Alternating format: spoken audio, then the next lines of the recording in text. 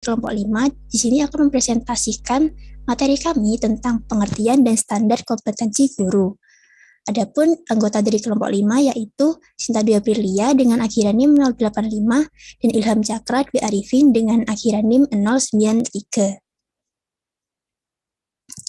Untuk memasuki materi yang pertama yaitu pengertian kompetensi profesi guru yang akan disampaikan oleh saya sendiri. Mungkin bisa next slide. Kompetensi. Kompetensi itu adalah suatu kemampuan untuk mengaplikasikan pengetahuan, keterampilan, dan sikap yang diperlukan untuk melakukan suatu pekerjaan. Seperangkat pengetahuan, keterampilan, dan perilaku yang harus dimiliki, dihayati, dan dikuasai oleh guru atau dosen dalam melaksanakan tugas keprofesionalan. Ini merupakan pengertian dari kompetensi menurut UU Republik Indonesia Nomor 14 Tahun 2005 tentang guru dan dosen. Kompetensi ini terkait dengan 3 hal. Yang pertama pengetahuan, keterampilan, dan sikap. Seorang guru itu dapat dikatakan kompeten apabila ia mampu menguasai konsep, memiliki keterampilan, bersikap profesional, memahami asas kerja, memahami teknik lapangannya, dan mampu membimbing siswa dalam saat pembelajaran berlangsung.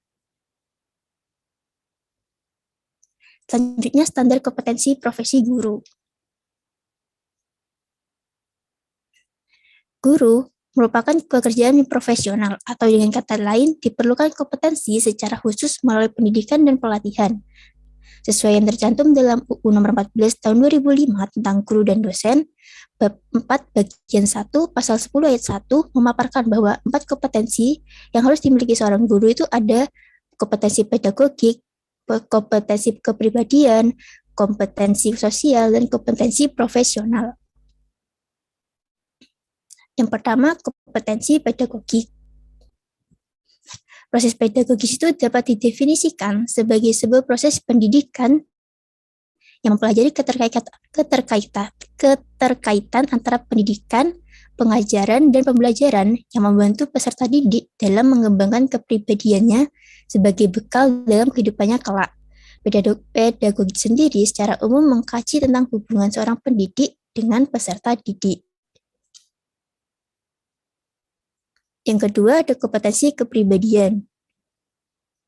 Nah, dalam definisi secara umum, kepribadian itu bagaimana seseorang tampil dan kesan seperti apa yang diberikannya kepada masyarakat.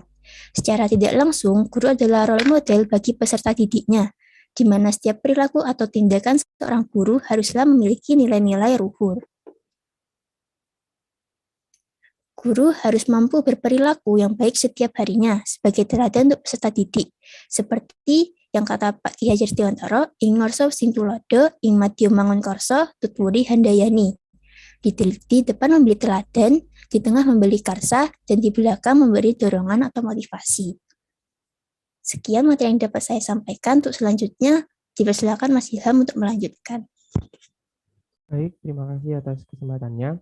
Untuk materi selanjutnya akan saya sampaikan. Mahmud Syamir Al-Munir dalam bukunya Al-Mu'allimur Robbani Guru Teladan memaparkan tentang 2 karakteristik guru sebagai seorang teladan. Tidak hanya oleh peserta didik tetapi juga teladan di tengah masyarakat. Yang pertama adalah karakteristik akidah, akhlak, dan perilaku. Seorang guru harus memiliki akhlak mulia dan berkelakuan baik, serta menjauhi hal-hal yang bertentangan dengan hal tersebut. Hal tersebut tidak hanya dilakukan atau diterapkan di kelas saja, tetapi juga harus diterapkan di lingkungan luar, termasuk dalam hidup bermasyarakat. Lalu, yang kedua adalah karakteristik profesional. Seorang guru haruslah memahami, menguasai, serta mampu mengaplikasikan dengan baik bagaimana tata cara mengajar di kelas. Sebelum memulai pelajaran, terdapat 3 aspek yang harus dipersiapkan dengan baik oleh seorang guru. Nah, ini 3 aspeknya. Yang pertama ada waktu. Dalam hal ini, seorang guru haruslah memanfaatkan waktu dengan baik, dengan memberikan ilmu yang bermanfaat bagi siswanya. Terus yang kedua adalah fisik dan mental. Seorang guru harus mempersiapkan fisik dan mentalnya dengan baik sebelum berhadapan langsung dengan peserta didik. Hal tersebut akan berdampak pada proses pembelajaran yang berlangsung, termasuk mempengaruhi emosi peserta didik. Lalu karakteristik yang ketiga adalah materi. Jadi seorang guru harus mempersiapkan materi yang akan disampaikan kepada peserta didiknya, termasuk mempersiapkan hal apa saja yang akan dikatakannya. Selanjutnya adalah kompetensi sosial guru.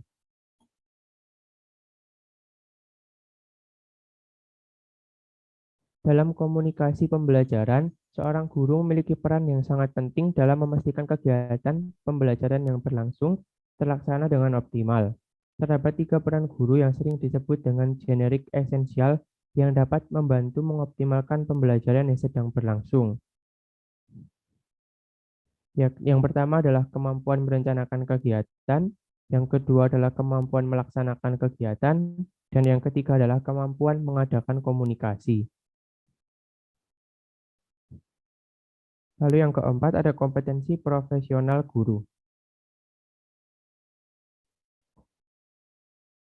Sebuah pekerjaan yang memiliki sifat profesional bermakna bahwa pekerjaan tersebut hanya diperuntukkan kepada mereka yang telah dipersiapkan untuk itu dengan melalui pendidikan dan pelatihan terkhusus.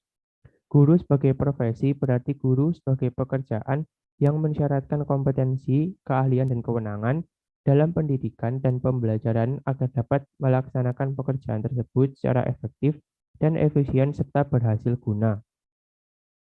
Seorang guru dikatakan profesional ketika memiliki beberapa persyaratan yang meliputi yang pertama adalah memiliki bakat sebagai guru, yang kedua memiliki mental yang sehat, yang ketiga memiliki keahlian yang baik dan integrasi, yang keempat guru adalah seorang warga negara yang baik.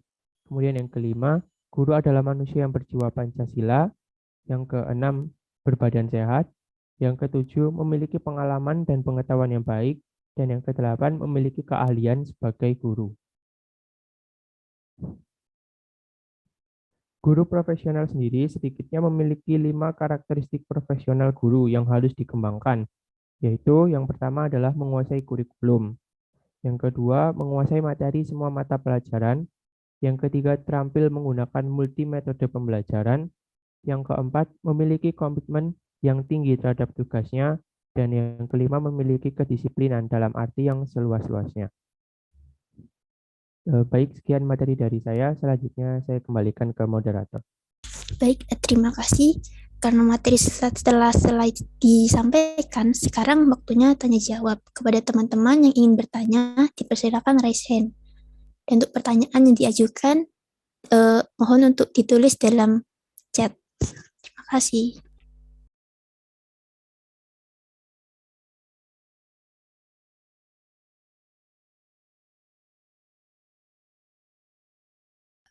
Permisi Ibu, ini untuk yang pertama diprioritaskan untuk kelompok 678 gitu. Iya, betul Mbak. Baik, untuk yang pertama, kepada Mbak Laila dipersilahkan.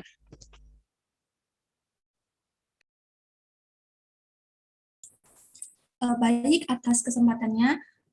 Di sini saya izin bertanya mengenai bagaimana cara meningkatkan kompetensi guru di era digital saat ini. Mungkin bisa dicontohkan.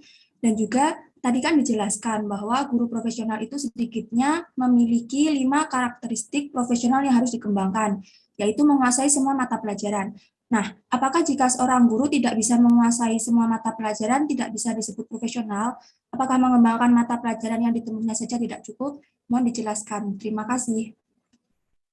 Baik, terima kasih Mbak Laila. Untuk pertanyaannya dapat diketik di chat ya Mbak. Terima kasih. Untuk selanjutnya, Mas Zawawi dipersilakan. Baik, terima kasih atas waktunya moderator. Sebelumnya, apakah suara saya terdengar jelas? Terdengar. Baik, setelah membaca makalah dan mendengar presentasi dari kelompok Anda, saya timbul pertanyaan. Apakah menurut kelompok Anda kompetensi di Indonesia sendiri sudah memenuhi standar internasional dunia pendidikan?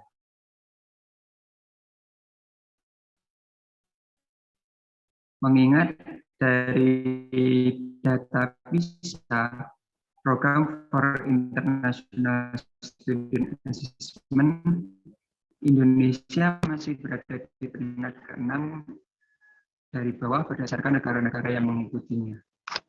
Sekian, apakah dapat dipahami dari pertanyaan saya? Suaranya agak cekek-cekek sih, Mas. Tapi coba saya ulangi ya pertanyaannya. Menurut kelompok Anda, apakah kompetensi guru di Indonesia itu sudah memenuhi standar? Mengingat data dari PISA itu Indonesia berada 6 terbawah dari negara-negara yang lain gitu.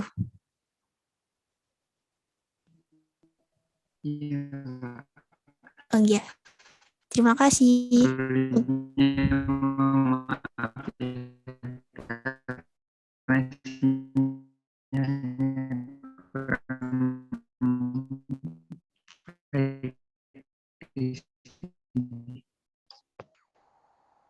Iya, mungkin bisa ditulis di kolom chat ya, Mas. Makasih Mas Jawawi.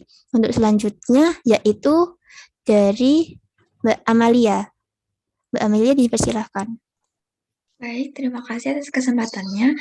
Di makalah kan dituliskan bahwa guru tidak hanya menyampaikan bahan ajar berupa materi saja, tetapi juga harus mampu mengembangkan kepribadian, watak, dan hati nurani peserta didik. Bagaimana cara Anda nantinya sebagai pendidik dalam mengembangkan kepribadian dan watak peserta didik dalam lingkungan sekolah secara baik dan merata? Seperti yang kita tahu bahwa tiap peserta didik kan memiliki kepribadian dan watak yang berbeda, dan jumlah peserta didik kan juga tidak sedikit. Apakah pertanyaan saya bisa dipahami? Bisa dipahami. Terima kasih Mbak. Untuk pertanyaannya bisa ditulis di kolom chat. Untuk selanjutnya kepada Mas Carlos dipersilahkan.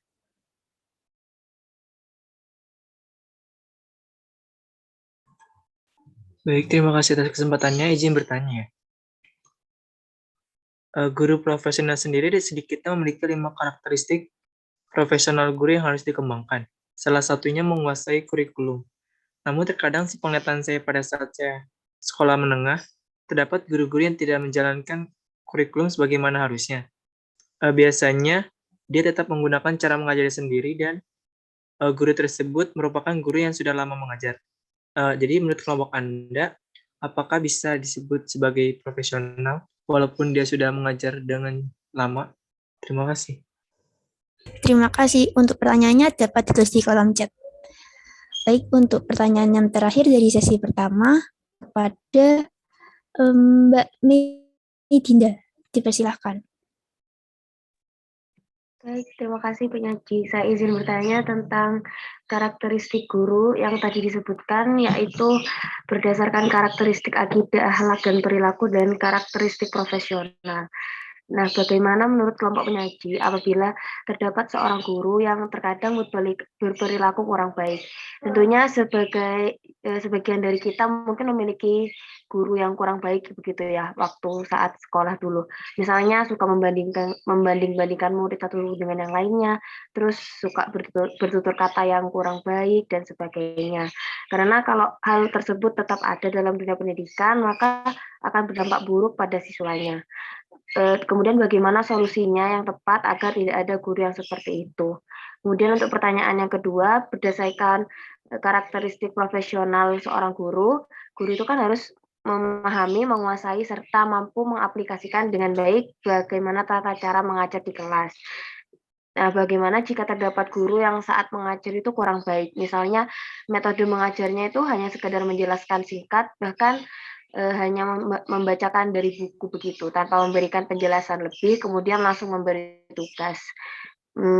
Bagaimana solusinya dari masalah tersebut? Kira-kira apa yang bisa dilakukan oleh pihak sekolah agar tidak ada guru yang seperti itu? Terima kasih. Terima kasih Mbak Medinda atas pertanyaannya. Untuk pertanyaannya dapat diketik di kolom chat ya.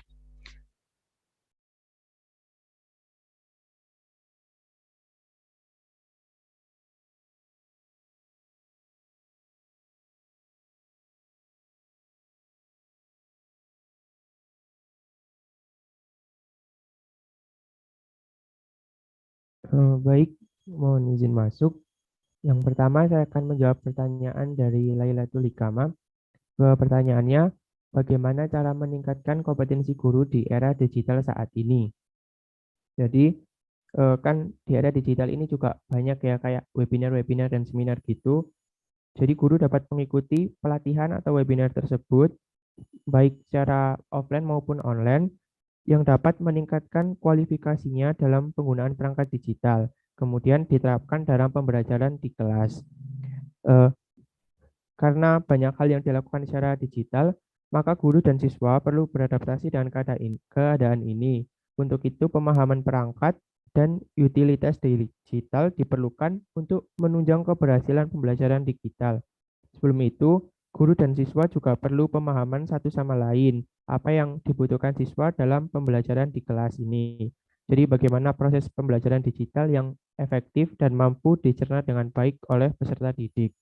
Kemudian kolaborasi, diskusi bersama guru lain, dan juga dapat meningkatkan keterampilan dan pengetahuan guru dalam pembelajaran digital. Jadi itu untuk yang pertanyaan pertama. Terus yang pertanyaan kedua, eh, apakah jika seorang guru tidak bisa menguasai semua mata pelajaran tidak bisa disebut profesional? Apakah mengemban mata pelajaran ditempuhnya saja tidak cukup? Mungkin di sini saya mohon maaf ada sedikit penulisan yang salah. Jadi yang dimaksud itu bukan menguasai semua mata pelajaran, tapi ya seperti yang dikatakan Mbak Laila, yaitu mengemban untuk mata pelajaran yang ditempuhnya saja. Jadi seperti yang tadi saya sudah jelaskan bahwa sebelum memasuki kelas itu guru harus sudah mengetahui apa yang akan disampaikan dan dipersiapkan dengan baik. Begitu. Apakah dapat dipahami?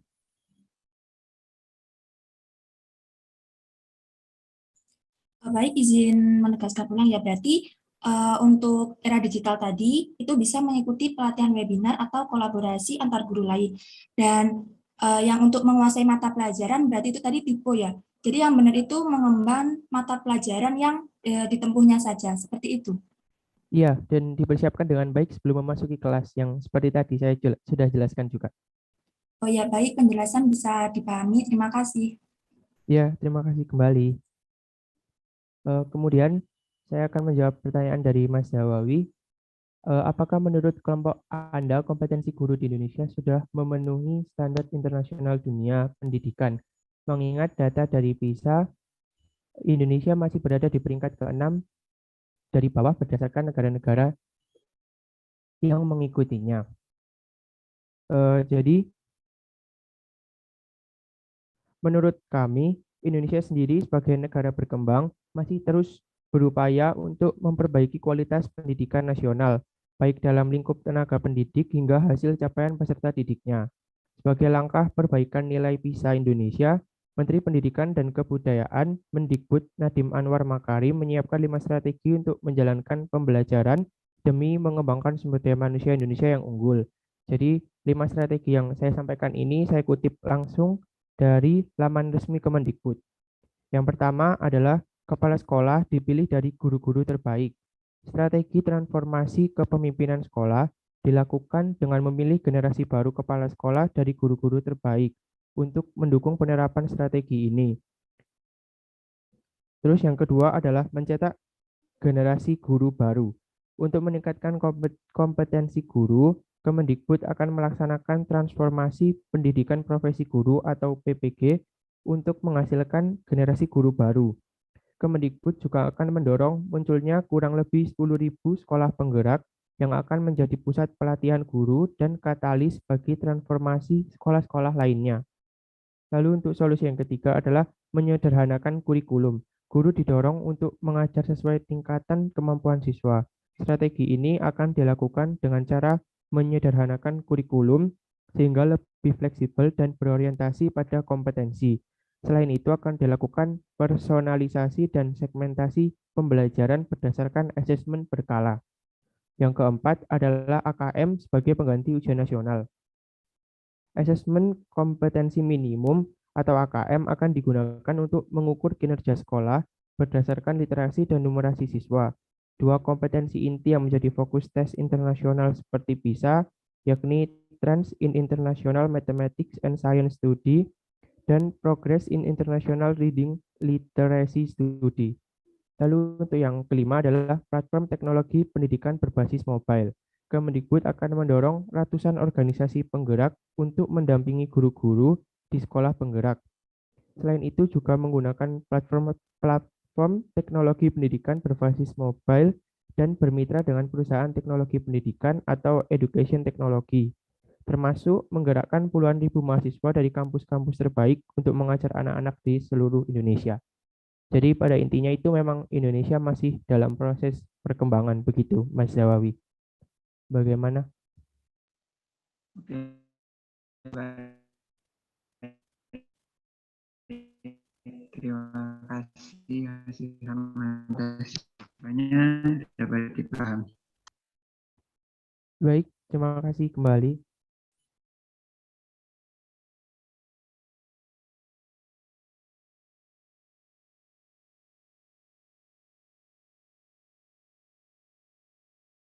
Untuk yang ketiga, saya akan menjawab pertanyaan dari Mbak Amalia.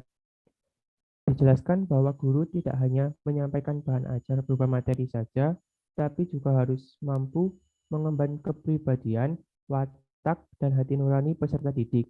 Bagaimana cara Anda nantinya sebagai pendidik dalam mengembangkan kepribadian dan watak peserta didik dalam lingkungan sekolah secara baik dan merata, tetapi seperti yang kita tahu bahwa tiap peserta didik memiliki kepribadian dan watak yang berbeda-beda dan jumlah peserta didik juga tidak sedikit. Jadi benar ya bahwa kan watak dari setiap peserta didik itu kan berbeda-beda dan jumlahnya juga cukup banyak. Jadi untuk menjawab persoalan tersebut dapat kita kembalikan lagi ke salah satu peran guru, yakni sebagai role model bagi peserta didik ketika berada di lingkungan sekolahnya, sehingga peserta didik dapat belajar tentang karakter melalui melihat, mengamati, kemudian menirukan, baik secara perbuatan maupun perkataan. Untuk itulah, kita tidak dapat berfokus untuk mendidik karakter masing-masing kayak personalnya gitu kan ya.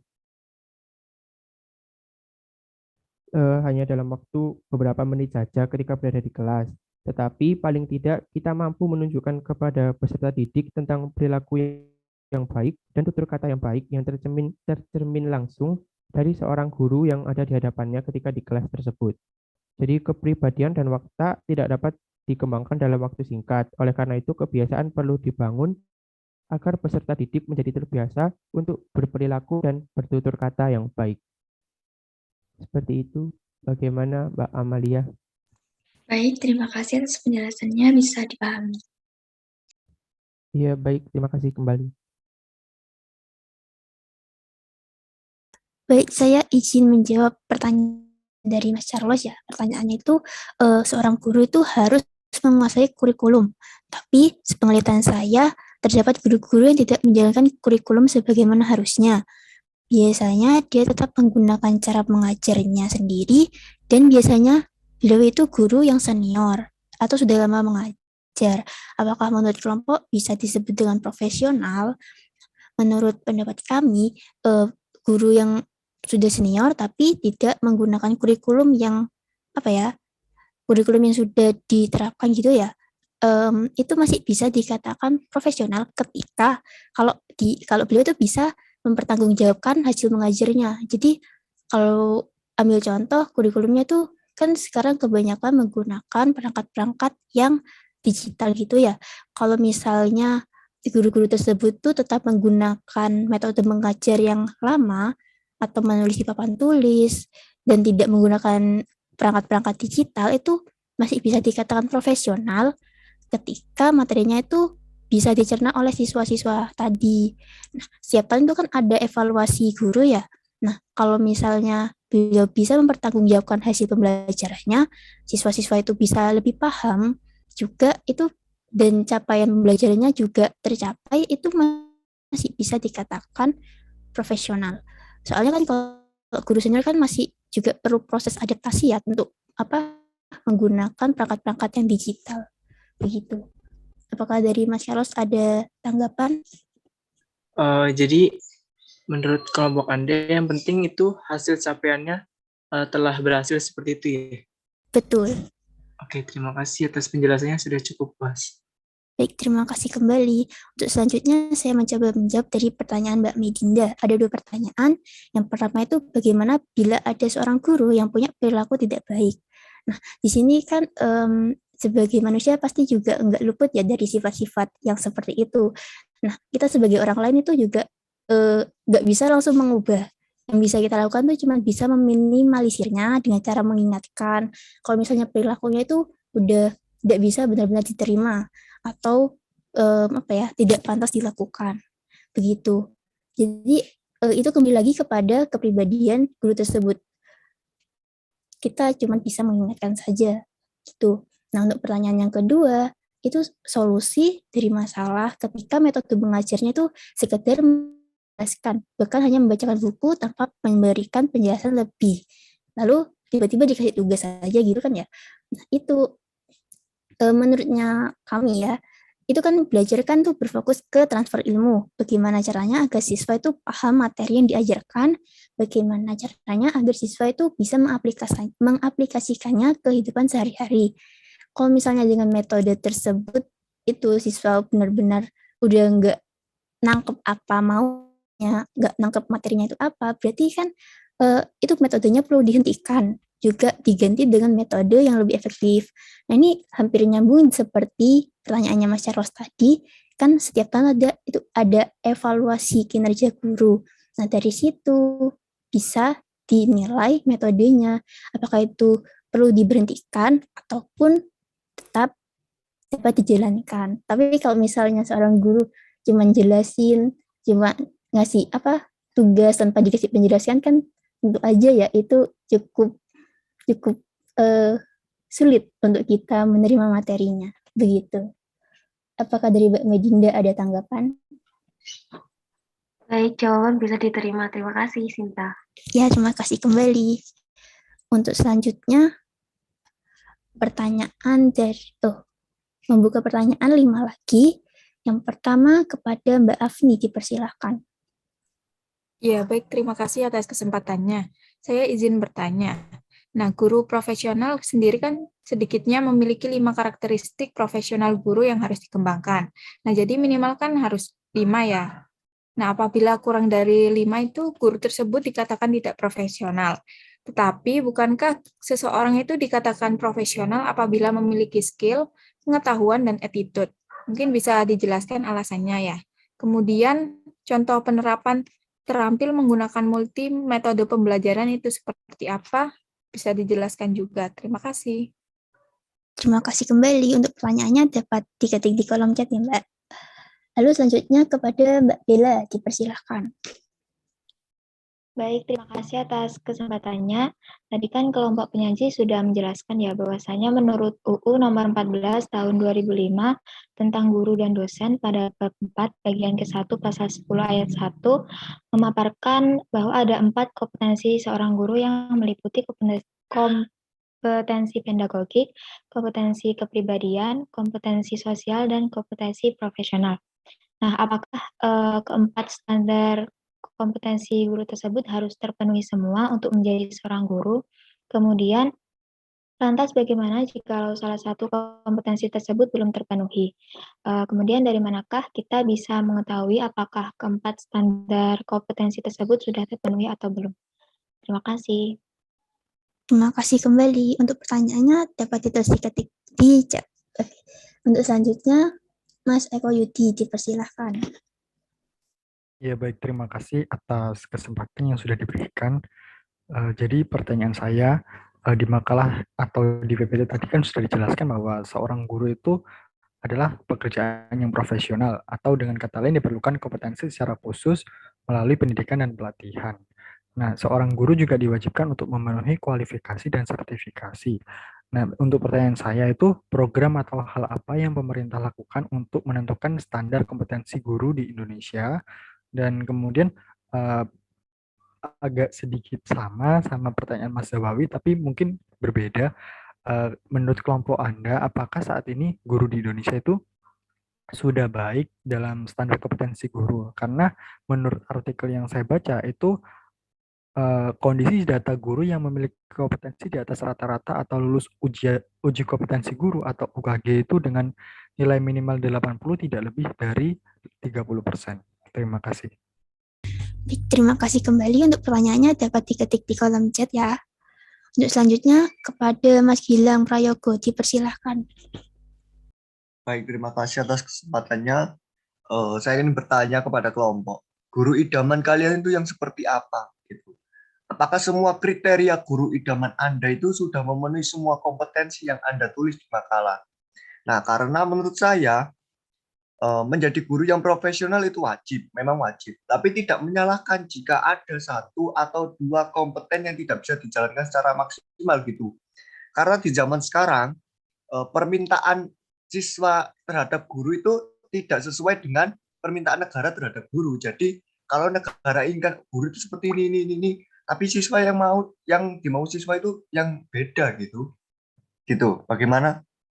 Apakah bisa dipahami? Bisa. Untuk pertanyaannya bisa diketik di kolom chat juga ya. Baik, terima kasih. Terima kasih kembali. Untuk selanjutnya kepada Mbak Ega, dipersilakan. Baik, terima kasih atas kesempatannya. Sebelumnya, apakah suara saya terdengar ya? Terdengar. Baik, saya izin bertanya. Di makalah terdapat pernyataan pada bagian kompetensi kepribadian guru, itu peran guru dalam memberikan pendidikan budi pekerti luhur tidaklah mudah. Seperti ungkapan Ki Hajar Dewantara, ing ngarsa suntulada, ing madya mangan karsa, tuturi handayani. Ungkapan ini memiliki arti di depan memberi teladan, di tengah memberi karsa, dan di belakang memberi dorongan atau motivasi. Nah, jika dilihat di era sekarang itu banyak guru yang melakukan tindakan seperti pelecehan seksual gitu ya pada anak didiknya. Lantas apakah pantas guru tersebut melakukan hal itu? Karena jika dilihat dari kata-kata Ki Hajar Dewantara itu, hal tersebut sangat menyimpang. Dan bagaimana menurut kelompok penyaji akan permasalahan tersebut, dan bagaimana solusinya jika menjadi seorang guru nanti mendapat teman yang seprofesi dengan kita melakukan pelecehan tersebut, dan apa yang akan kalian lakukan sebagai sesama guru? Terima kasih. Terima kasih kembali. Untuk pertanyaannya dapat diketik di kolom chat ya, Mbak.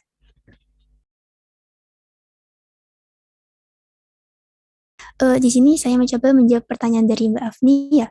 Pertanyaannya itu yang harus karakteristik profesional guru yang harus dikembangkan tuh minimal ada 5. Tapi kalau kurang dari 5, apakah dikatakan tidak profesional? Bukankah seorang dikatakan profesional apabila memiliki skill, pengetahuan, dan attitude? Itu yang pertanyaan pertama, saya jawab dulu. Nah, 5 karakteristik tadi kan ini ya, coba saya ulang lagi.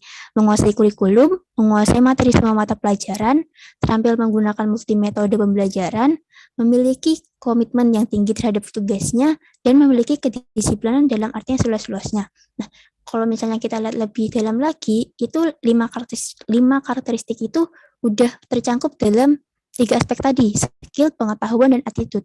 Jadi kalau misalnya ada satu hal yang tidak terpenuhi, itu berarti tidak dapat dikatakan profesional. Misalnya skill-nya yang kurang, tapi pengetahuan sama attitude-nya itu bagus, cuma skill-nya yang kurang. Kalau misalnya juga bisa pengetahuannya yang kurang atau attitude-nya yang kurang. Kalau misalnya ada satu yang tidak memenuhi, berarti itu tidak dikatakan profesional. Begitu. Untuk yang pertanyaan kedua, contoh penerapan terampil menggunakan multimetode pembelajaran. Nah, di sini kami mendapatkan dari beberapa sumber, multimetode itu apa sih? Nah, multimetode itu integrasi beberapa metode dan pendekatan pembelajaran yang dikemas menjadi metode pembelajaran yang lebih aktif, kreatif, efektif, dan menarik. Ini juga memperhatikan kemampuan anak, bagaimana daya serapnya, dan juga bagaimana daya ingatnya. Nah, metode yang bisa diterapkan tuh seperti ceramah, latihan, tanya jawab, diskusi, eksperimen. Nah, kami bikin beberapa contoh ya, menurutnya kami itu seperti ini. Pertama kan guru masuk, itu dijelasin dulu kan materinya. Terus dikasih soal, dibikin kelompok juga. Itu satu kelompok itu disuruh berdiskusi. Habis itu mereka mempresentasikannya, dan satu kelas itu menyimpulkan hal yang sama, begitu kan. Setelah mendapatkan garis besar materinya, itu satu kelas itu diminta untuk bereksperimen atau bermain peran gitu.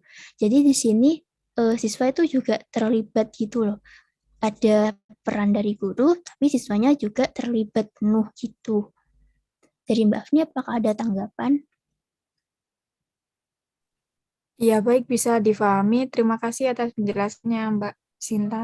Ya, terima kasih kembali. Untuk selanjutnya, saya mencoba menjawab pertanyaan Mbak Ega. Nah, itu pertanyaannya. Jika kita lihat di era sekarang, banyak guru yang melakukan pelecehan seksual pada anak didiknya. Lantas, apakah itu pantas guru melakukan hal tersebut? Karena jika dilihat dari slogan Ki Hajar Dewantara, hal tersebut sangat menyimpang.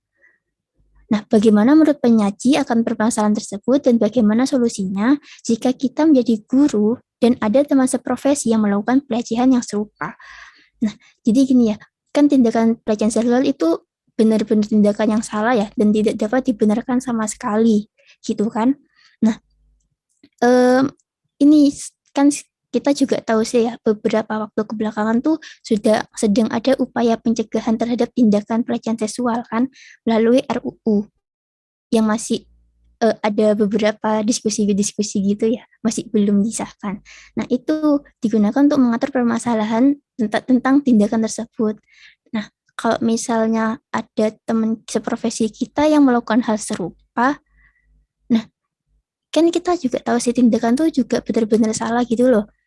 Kita ya juga bisa, kita perlu mengingatkan mereka kalau tindakan mereka itu sudah di luar, udah benar-benar tidak pantas gitu. Mungkin kalau kita ngelaporin agak susah ya karena label teman, tapi di sini kan masa depan seorang anak itu dipertaruhkan gitu. Jadi sebisa mungkin kita harus bisa objektif dan melaporkannya pada pihak yang berwenang. Jadi korban itu bisa mendapatkan keadilan juga penanganan yang lebih tepat. Begitu Mbak Ega. Apakah ada tanggapan? Baik, jawaban bisa dipahami. Terima kasih, Sinta.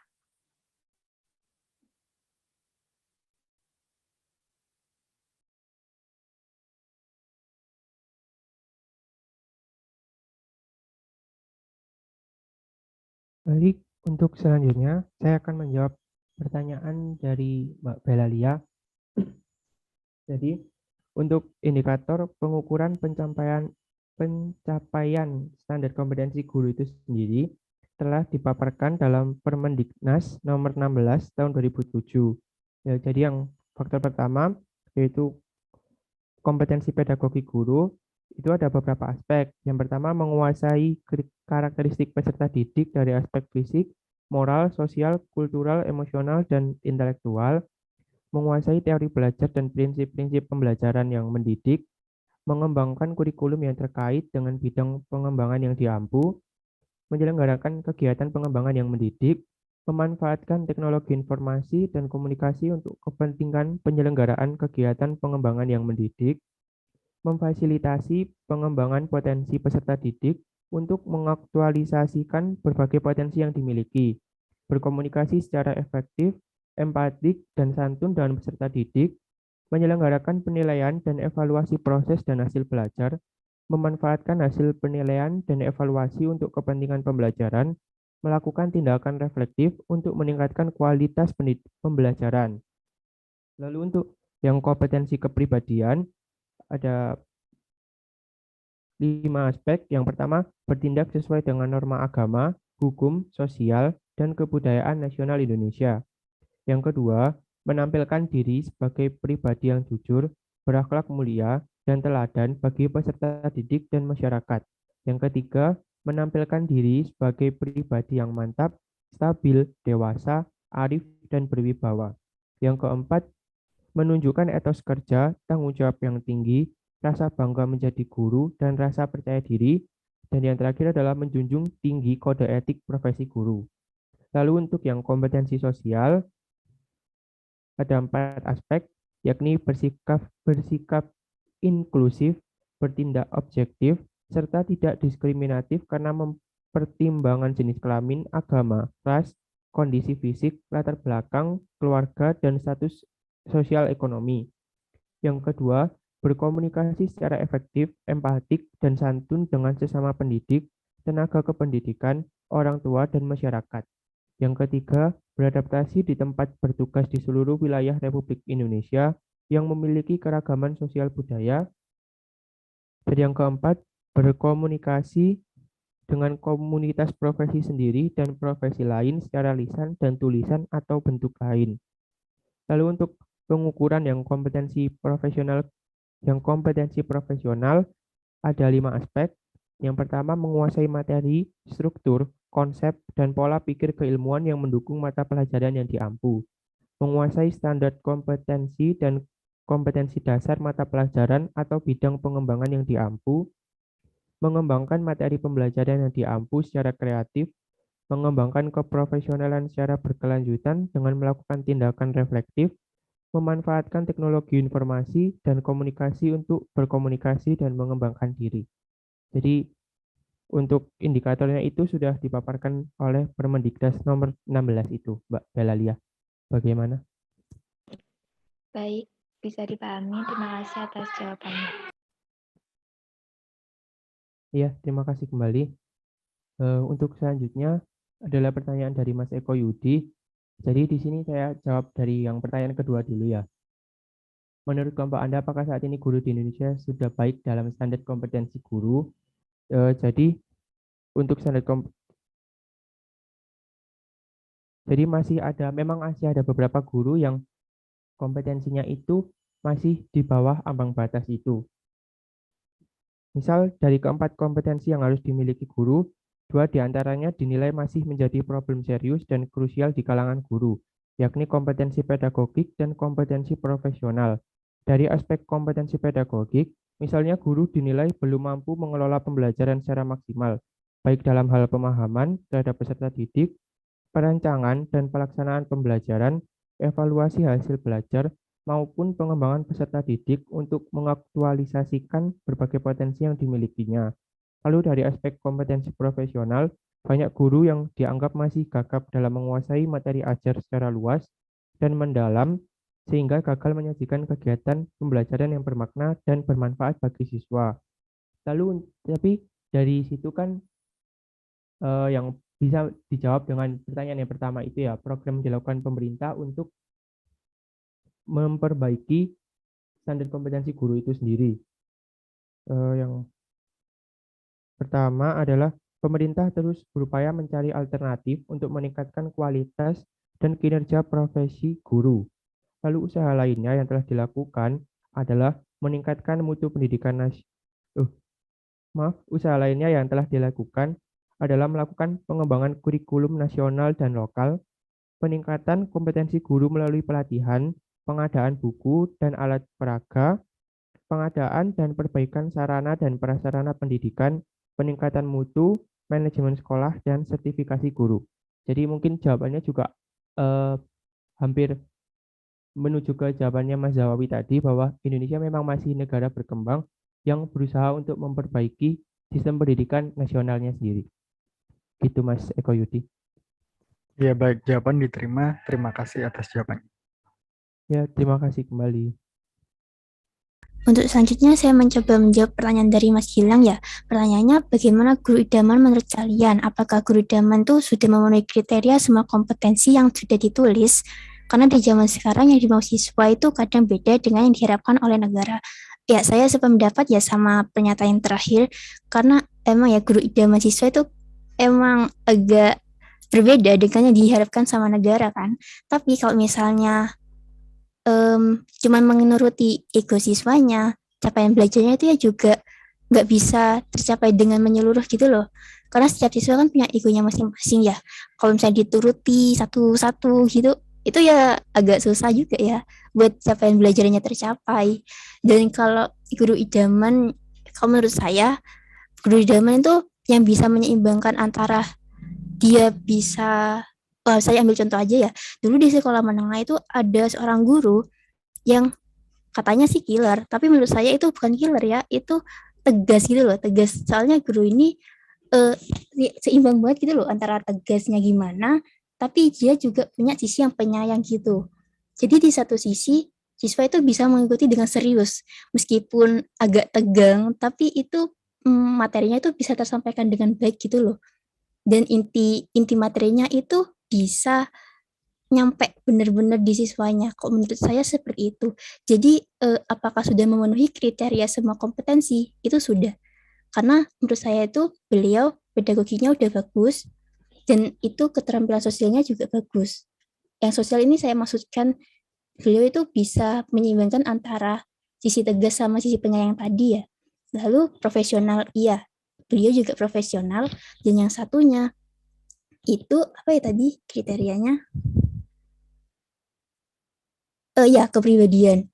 Nah, beliau itu juga punya sisi yang betul-betul disiplin gitu. Jadi mau tidak mau tuh siswa juga dilatih untuk disiplin. Kalau menurutnya Mas Gilang sendiri, guru idaman itu seperti apa, Mas? Oke, terima kasih. Kalau saya ditanya seperti itu, mungkin ya ketika SD sampai SMP, guru idaman saya adalah yang mengajarkan saya dari A sampai Z, yang menuntun saya. Tetapi saya ketika masuk SMA, guru idaman adalah yang membukakan jalan untuk saya belajar sendiri. Karena kalau saya dituntun terus, saya akan terbawa arah pikir guru tersebut, sehingga saya nanti kayak jiplak gitu. Jadi ya mungkin saya mungkin Anda sudah tahu, saya sering tersesat dalam memahami materi itu karena saya mencoba merangkak sendiri, dan itu hobi saya. Terima kasih untuk guruku yang hebat-hebat. Seperti itu. Baik, ya saya juga sebenarnya setuju sekali ya, untuk bisa mengarahkan siswa-siswanya untuk belajar sendiri. Nah, itu emang mungkin guru idaman emang seperti itu ya, Mas? Atau dari teman-teman yang lain mungkin ada yang ingin menambahkan? Oke, sebentar. Mungkin tidak semua guru idaman itu yang seperti saya. Jadi mungkin ada gitu teman-teman saya yang menganggap menurutku guru ini itu keren gitu. Tapi menurutku masa guru kayak gitu. Nah, itu menurut teman saya kan beda gitu kan. Nah, itu kayak gimana ya, agak terluka gitu saya mendengar perkataan masa guru kayak gitu. Nah, itu kan agak gimana, menurut saya beliau udah wah keren banget ini, udah kompeten banget, profesional banget gitu. Tapi karena ada ya seperti yang saya katakan tadi, tidak semuanya terpenuhi, ada 1-2 itu tidak dimaksimalkan, sehingga disitulah ada celah di mana orang lain tidak beranggapan yang sama seperti saya gitu. Ya, terima kasih ya Mas Gilang. Itu berarti ya kembali lagi ya, kalau itu kembali ke masing-masing guru itu ya. Jadi idaman kan ya boleh, tapi apa ya, sebisa mungkin kan tetap harus menjaga keprofesionalannya kan ya.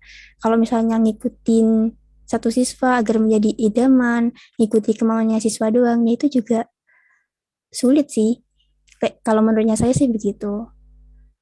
Gimana? Apakah jawabannya masih kurang puas? Ya, baik. Terima kasih. Saya sudah puas menjawab Anda. Terima kasih kembali.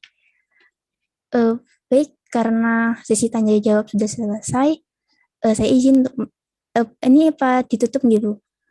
Ya, silakan ditutup dulu, Mbak. Baik, terima kasih atas perhatian dari teman-teman yang sudah mendengarkan, memberi tanggapan dan pertanyaan. Saya tutup. Assalamualaikum warahmatullahi wabarakatuh. Waalaikumsalam warahmatullahi wabarakatuh. Baik, terima kasih pada kelompok 5 dan juga mahasiswa-mahasiswa yang saling berdiskusi ya tadi ya. Terima kasih juga untuk partisipasinya, bagus sekali ya. Oh ya, ini kan kelompok 5 ya.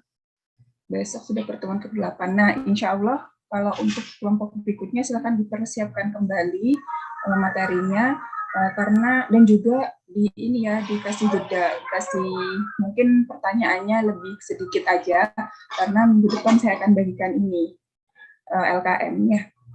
Jadi untuk kelompok 6 silahkan di setting lagi atau bagaimana, terserah, yang penting kira-kira ini kan kalau kelompok 5 ini kurang 10 menit selesai ya, kira-kira kurang 15 menit lah selesai ya.